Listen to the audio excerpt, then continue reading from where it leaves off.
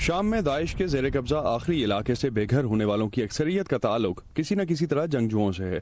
کئی ان کی بیویاں، بیوائیں یا بچے ہیں اور کئی کو اب بھی داعش پر یقین ہے۔ محمد کو یقین ہے کہ داعش اپنے دشمنوں کو مارنے میں جائز تھی۔ ان کو امید ہے کہ ان کے 5 بچے بڑے ہو کر اپنے باپ کے نقش قدم پر چلیں گے۔ مجھے ان کو بتانے کی ضرورت نہیں پڑے گی، وہ جانتے ہیں کہ انہیں کس چیز سے محبت ہے۔ وہ داعش کو چاہتے ہیں، ان کا باپ اس کا ممبر تھا۔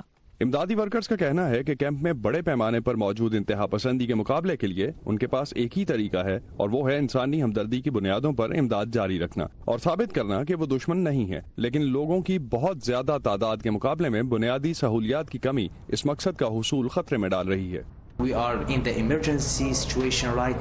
ہمارے پاس اس وقت ایمرجنسی کی صورتحال ہے۔ جیسا کہ آپ دیکھ رہے ہیں کہ داعش کے زیر انتظام علاقے سے بہت سے لوگ یہاں ہیں، اس لیے ہماری بہت سی ضروریات ہیں۔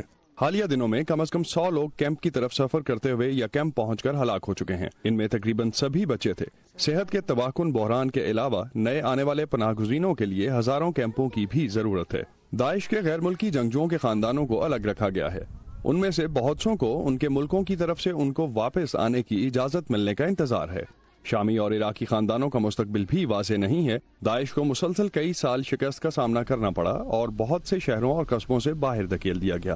گھروں سے دور بہت سے خاندانوں کو یہ بھی خدشہ ہے کہ اگر وہ اپنے علاقوں کو لوٹنے کی کوشش کریں تو وہاں انہیں قبول نہیں کیا جائے گا۔ لیکن امدادی اداروں کا کہنا ہے کہ بہت سے کیمپ اس وقت انتہائی مشکل میں ہیں اور آنے والے دنوں کے بارے میں سوچنے کی بجائے پہلے موجودہ حالات سے نمٹنا چاہتے ہیں۔ حیدر مرڈوک کے ساتھ اسد اللہ خالد، وائس آف امریکہ۔